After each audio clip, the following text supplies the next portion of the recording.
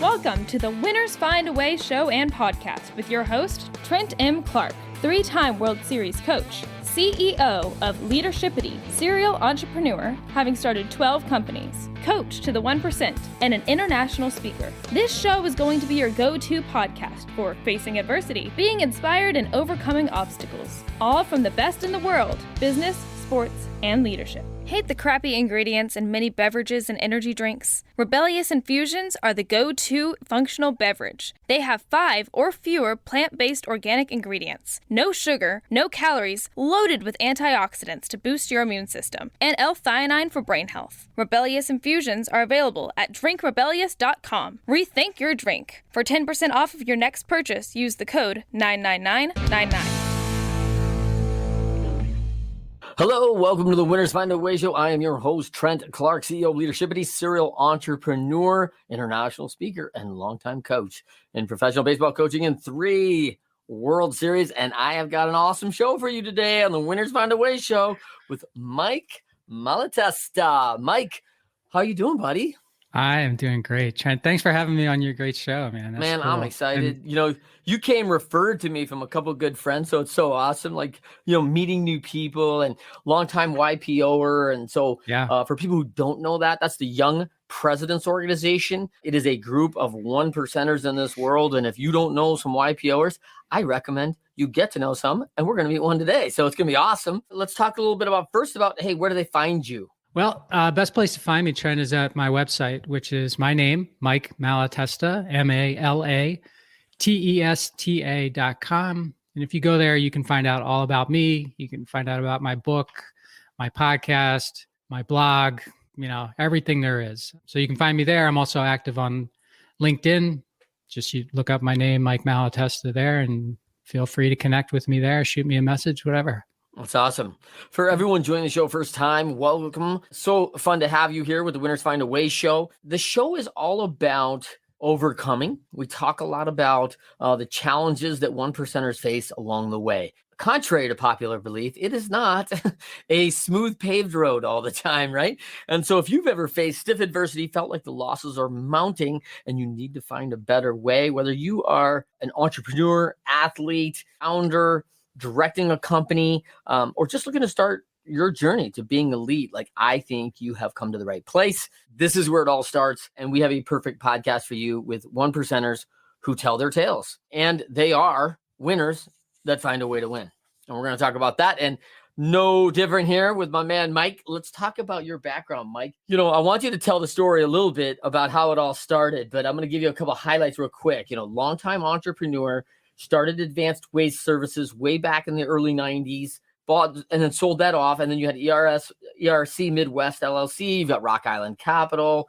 You just wrote a book called OWNERSHIFT. You can see back up there next to your trophy up there with, your book on the shelf. Yep. And if you have not heard that, listen, this is give us that subtitle on ownership. I love this subtitle. Yeah, it's How Getting Selfish Got Me Unstuck. Ooh, and that's so contrary to everybody. Everybody's like, servant leader, hey, serve everybody. Hey, man, I got to take care of me. So I can't wait to dive into this. It's going to be so great. And then, of course, you have your podcast, How'd It Happen, right? Yep. Yeah, How'd It Happen podcast. It's, on that podcast, I basically dig deep into stories of success. And my hope is that by doing so, I expose sort of not the secrets, but the clues, the clues to how these people got where they are. Because a lot of times you look at someone where they are and you think, oh, they must have always been there. Not true. Yeah. They were like you at some point. And something happened to them, or someone happened to them, or they made something happen. And I try to get to that so that I can inspire, activate, and maximize the greatness in everyone that's listening. Love it, man. Are you a part of the Brepic Network? Not yet. Not yet. Okay, you're gonna be. You and Justin Breen speaking language. So how about one thing that most people in this world don't know about you, Mike? Well, we were talking about this a little bit before we went live, but we were talking about how the footwork in boxing is kind of like dance footwork as opposed to traditional football footwork, for example. Yeah. I went into boxing with football footwork and my coach is like, what are you doing? That's the way it's supposed to be. You push off of the foot. But anyway, as we were talking about that, it reminded me that I my wife would love for me to be a dancer. She would love, and we actually went to dance class for over a year, Trent. Nice. And we learned the foxtrot and the tango and all this stuff. And I could never figure out how to put those dance steps to real music that you hear at a wedding or something. Sure. And so I kind of just gave up on it.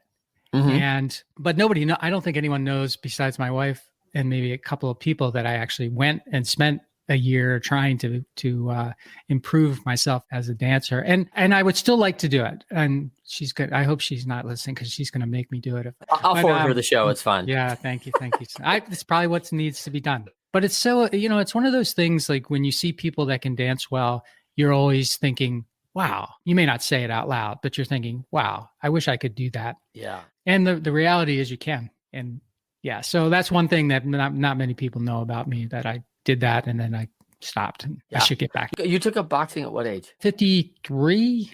Nice. Thinking about like getting Tyson out of like retirement for a comeback? You want a little shot at the title? Yeah, I'm kind of aiming a little higher than that. Oh, nice. Higher than that. Oh, yeah.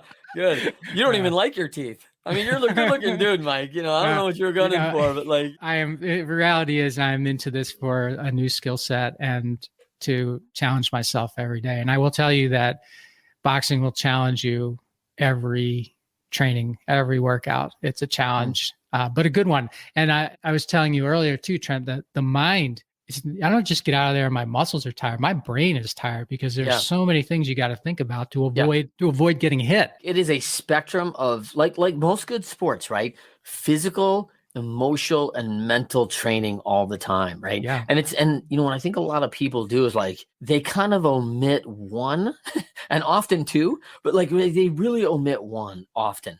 And like, I am physically fit and I'm mentally strong. And then emotionally, they lose it all the time in the middle of stuff. And you're like, hey, how about a little poise here? Like any poise would be good, right?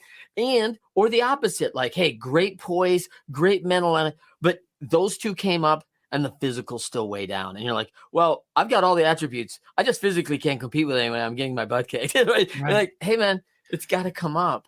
And I've seen other people that, man, they just really have that maturity, that physical side of it, but the mentality they don't have. They just don't think the game. It's coming too quick and it takes a long time. And some people are so quick to adapting, and adaptability, probably one of the greatest skills right now that we're all in search of, right? Yeah. And we can talk a little bit about that because that's always a good one. It is something I see a lot, and I often see at least one of those missing in even good athletes, but great athletes do not have those missing. It's kind of funny when you were kind of going like this. It reminded me of for me, and at this point in my life, boxing is sort of like learning a new language where I still have to translate.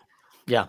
In my mind before I can act, before I can say the words. So, too late. Right. Yeah. That's too late. Right. So I'm still in that phase where I have to, where it's not fluent. I'm not fluent yet, but I'm working towards it. Well, one of the things we talk about is confidence comes from prep and reps, right? So preparation and repetition. And when you start at 53, you don't have the repetitions, right? You can get prepared. You can physically, hey, this is what I'm going to do. Emotionally, you've got a lot of preparation on that because you've had cross training in that your whole life, from your businesses, your marriage, all these things that you've done. Physically, probably playing from behind at 53. We're not at our best, right? We're not 27. I still think I'm 27, so I'm writing checks my body can't cash, right? And so then there's that, hey, how do we get the reps? And those reps matter because that what gets you to that elusiveness, that certainly the anticipation of what's about to happen and being able to anticipate and move ahead. And we've seen this in business, right, Mike?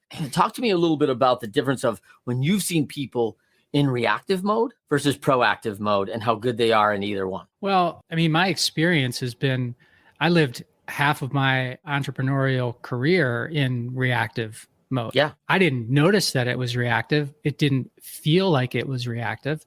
It felt like what was necessary. It felt like what I should be doing. It took some really deep falls. I call it a valley of uncertainty. It took some really, for me, a really deep fall into a really deep valley to finally figure out that what all the stuff I was valuing about my actions were really just masking me and preventing me from doing the job I'm supposed to be doing as the leader or the entrepreneur. I think a lot of us, whatever you get into and it becomes something not that intentionally wished for, but it becomes something that you can't, it just feels like it is. It's just a part of what it is. And if you don't like it, which happens a lot of times, you end up not liking it. And it can really crush your ambition going forward and your confidence and your energy and all of those things and your adaptability, like you mentioned, all of those things.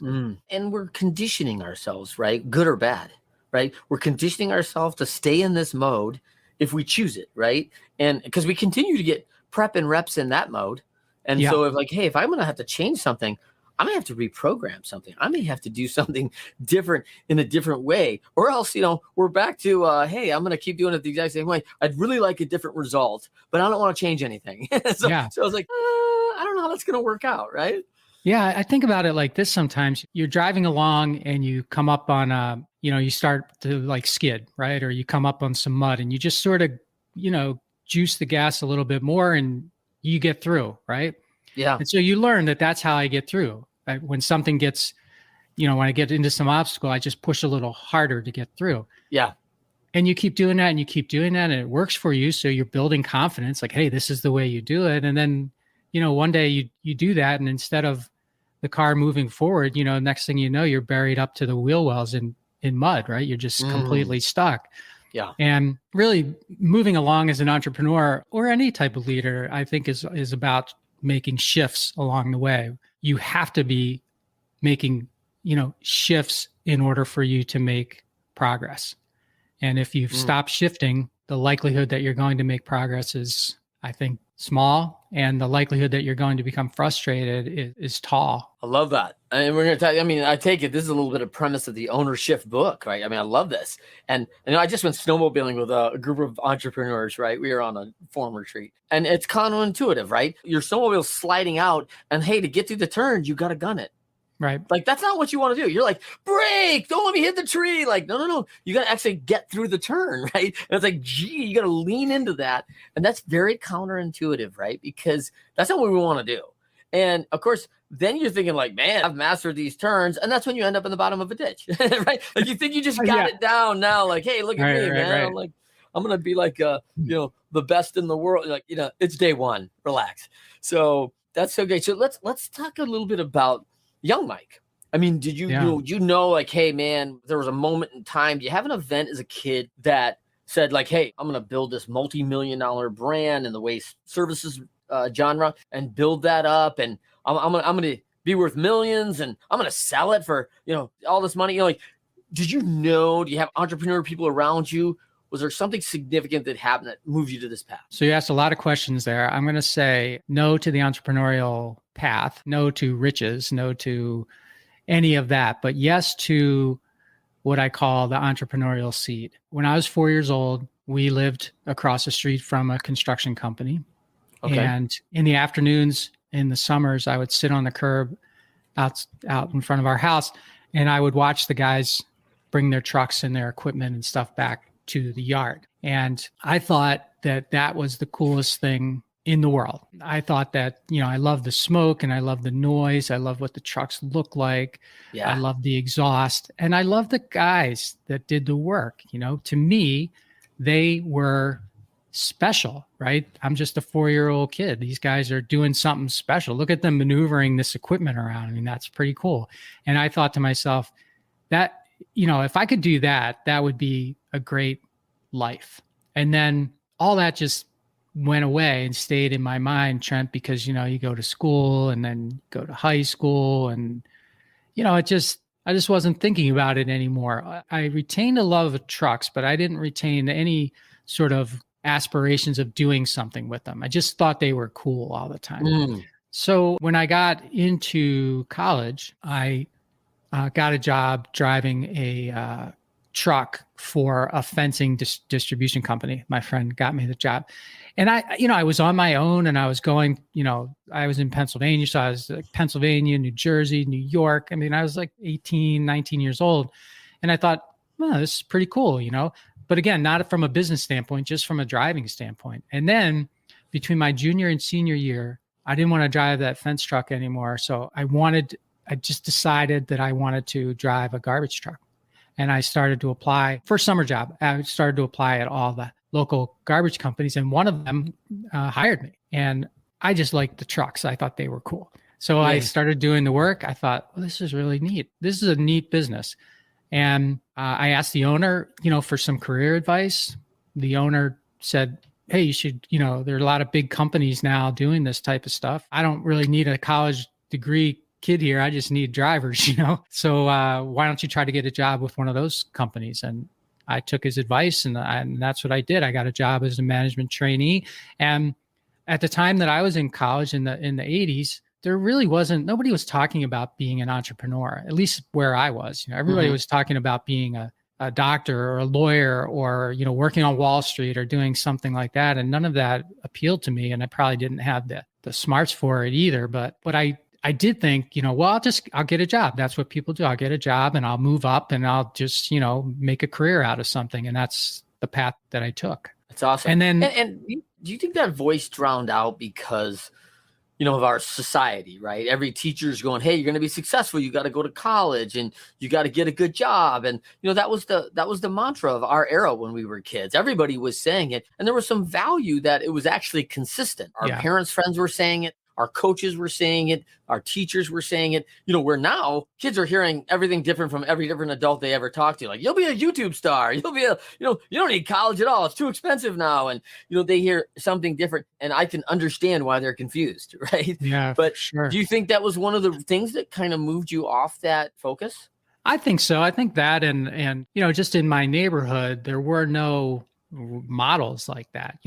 There were people who own their own companies. I've got that in quotes, but it was like the guy who did concrete work, like did sidewalks and stuff. Well, he owned his own company, but it was like him and another person, and they would just bust their ass all day, right? Yeah. So I didn't have any. I guess I didn't have any influences, I suppose, showing me or leading me or whatever. So, and then college didn't help. So I think it was like prepare yourself for a career, right, and get a career, and do good and make some money and raise a family and, retire. And that's what life is. Right? Yeah. I want to talk about a little bit like more your adult, right? This impact pivot point for you that changes. I love the quote, winners when shown data that they are losing, find a way to win. Mm-hmm. Right. It's from Chris McChesney and Sean Covey on the 4 Disciplines of Execution book. And talk a little bit about that young background. You're this young man coming out of college. You're going to set this thing on fire. You're going to take this new job across the country, move your wife across and go kick some butt. And, before no time, they will see your leadership expertise and you'll be running the joint, right? That's going to happen because you're a world beater, right? And this is what we're thinking in our mind. And I don't want to think about what you were thinking, but tell me what's going through you as this go and talk about that story. Yeah, well, I got hired as a management trainee for a large waste company.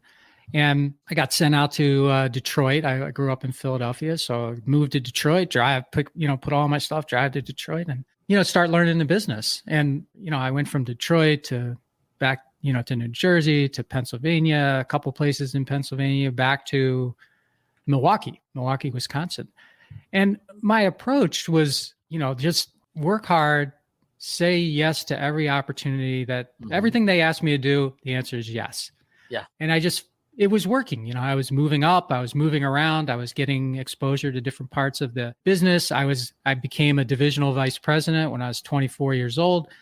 And, which was kind of a heady thing in that company. And I thought, like you said, I was thinking, well, I'm probably going to be here for life. And one day, maybe I'll just end up running this place. Wouldn't that be cool? That's just the path I was on. So all this stuff that I, from when I was 4 was just like back in the background of my mind. And on St. Patrick's Day in 1992, my boss called me and said, hey, I want to pop up and talk to you.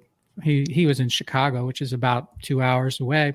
Hey, I want to pop up this afternoon and talk to you. I said, sure, I'll be here. Come on up. And he came up, and instead of, giving me another promotion, he told me that I was fired. And you're like, hey, man, I'm 24. I got rocket fuel, bro. I'm on the way. Like, what are you talking about? Right. So I didn't know what to make of that, but, ultimately, and we can get into the specifics, but ultimately that was the thing that led to this little seed that had been planted in me back when I was 4 years old finally being, fertilized and cared for in such a way that it, sprouted. I ended up starting a company. From there, I learned how to be an entrepreneur because I had no idea what being an entrepreneur was. I was just sort of like, hey, I'm going to start a company and be a businessman, That's how that came about. So quite accidentally. I mean, if that hadn't occurred, I don't know that I ever would have started a company, because I don't know, convergence of time and, opportunity and risk profile and all of those things just matched up for me. Yeah. So, I mean, at the time, is it fair to say you didn't think it was a good thing? I mean, this didn't come off like, oh, hey, I'm awesome and I'm so good that they're letting me go. I mean, confidence can't be high. Absolutely horrible for me. I was full of shame. I thought, how could this possibly happen? And my immediate reaction was, well, I'll show them. I'm going to go get another job and I'm with another company and I'm going to prove how great I am. And that's what I did at first. So like a month later, I had a new job with another waste company. And I was like, yeah, this is going to be awesome. And unfortunately, at the time, I started working for them. And the guy who hired me, who was the entrepreneur who owned the business, and I thought I would be working with him. Instead, I was working with his, right-hand man, who was, I've got a chapter in the book that I call that's called Don the Dick, because he was just the biggest dick to me, just a real jerk. And from the very first day, and within 30 days, I just couldn't take it anymore. And I quit, which, so for me, in thinking like I was thinking at the time, I get fired from this job. So that's horrible. Then I take another job and then I quit that job all within the span of like 2 months. And I'm thinking, what? I thought I could do everything right. Now I can't do anything right. So my confidence was very low. And I just was really in not the worst place I've ever been in my life, but I was in a bad place. I didn't know what to do. And fortunately, a guy who ironically had been a farmer all of his life, came into my life and said, hey, why don't we start a business together? And I said, that sounds good. And he ended up being the one who germinated that entrepreneurial seed within me. And, and from there, it went all kinds of places. Well, it's funny that you say it because, one, I love this story of waste management because, I used to be an owner in 1-800-GOT-JUNK. I used to own a franchise in Phoenix. So, okay. I don't think I knew that. No. Yeah. So I was like the 10th or 11th franchisee in that whole, and I think they now got 280 or something. Yeah. So it was early on with Brian and Kudamore, who's the founder there.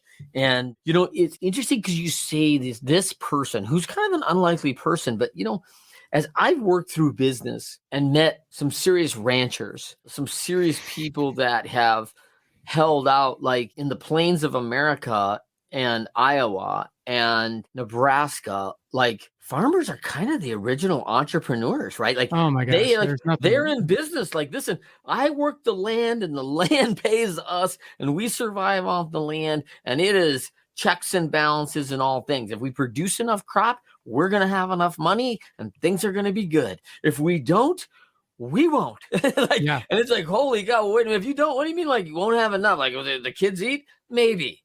And you're like, whoa. Like, it's kind of do or die. And so, you want to talk about the ultimate no plan B entrepreneur. I start with a farmer or a rancher who's got to do these things and like, this is how it's got to go. So I got to think these lessons for you are just invaluable with this guy as a mentor. I'm so glad you brought that up because farmers have no one to delegate to. So these, all the people that are out there saying, well, you got to learn to delegate. Well, farmers, they don't delegate. Something breaks, they got to fix it. Something needs to be done, they got to do it. The crops and the animals don't wait for anybody, right? They are 100% needy. All reliant. the time. Reliant. Yeah. So yes, Butch could, what was so amazing about Butch was not only how smart he was, but how he could look at anything and just figure out how to fix it. Right. And me, I was like, I could operate. I was one of those guys. I can operate all kinds of stuff. But when it comes to actually fixing something or making something, I can draw stuff up, but I can't, it's not my thing to actually do it. So we made a really good pair that way. By the way, funny story about Brian. I had him on my podcast a while ago. You did? Yeah. Yeah. That's awesome. And he was telling me this is a Brian, the waste connection here. he was saying, people have been trying to buy me for a long time. He was saying that he's like, one day I these guys from Waste Management want to take me fishing, and we get out there in this fishing boat and I'm looking around. I'm like, well, wait a second. It's just me and these guys from Waste Management. And he's thinking back to The Sopranos. He's looking for the cement shoes. Like, wait a minute. Wait a minute. What's going to happen? What did I agree to here? Yeah, right. Anyway, by the way, the waste business isn't like that. It's one of the best. The people in the waste business, in my experience, have been some of the greatest people I've ever met. But just a funny aside story to go along with your 1-800-GOT-JUNK. Yeah, I appreciate that. And, I look at like a guy like Wayne Huizenga, right? Yeah. And I mean, Wayne's a pretty smart guy, right? And at one point he has 3 Fortune 500 brands, right? I mean, like no dummy. And, Waste Management was just one of his systems, right? And so it's like, whoa, this guy, right? And so, just a guy who got stuff done. I admired him. Just a Dutch guy from Chicago. Yeah, and I admired him from afar. When I was in pro ball, we lost to his team in '97. I was with the Cleveland Indians and Dick Jacobs, who was a great entrepreneur, and then of course Wayne owned the Florida Marlins, and it was like, wow, So it was kind of cool, really, as an entrepreneurial guy. As I was walking through this audit of excellence on teams and competing and all these things. Meanwhile, the dynamic of the owners was a whole new thing because, you also had these world beaters of business that were also auditing excellence in their own way, right? I wasn't thinking, P&Ls and marketing reports. I'm thinking, team members. How do we get good staff? How do we create value, right? How do we maximize contribution? They're like going, because you know what I'm thinking, Trent? Team members, how to maximize value, contribution. I'm like, really? Yeah. Like, do you guys have to do that in waste management? Do you guys have to do that in real estate? And they're like, of course. Of course, yeah. Yeah. Every business has to do that, right? Right. So what do you think, like, as you work through that, if you look back at now in those 20s and, you're on this rocket fuel track, and obviously Butch saw something in you that he wanted to be a part of and felt, you guys do well together, which sounds like you did. What do you think the superpower is that separates you from others, kind of catapults you to the 1%? Hate the crappy ingredients in many beverages and energy drinks? Rebellious Infusions are the go-to functional beverage. They have 5 or fewer plant-based organic ingredients, no sugar, no calories, loaded with antioxidants to boost your immune system, and L-theanine for brain health. Rebellious Infusions are available at drinkrebellious.com. Rethink your drink. For 10% off of your next purchase, use the code 99999. Thank you for listening to the Winners Find a Way show and podcast. Trent, together with the leaders who shared their learning and experiences through this show, are grateful for allowing them to help and support you on your journey to becoming your best. Write a review, rate us 5 stars, and share this episode to your network.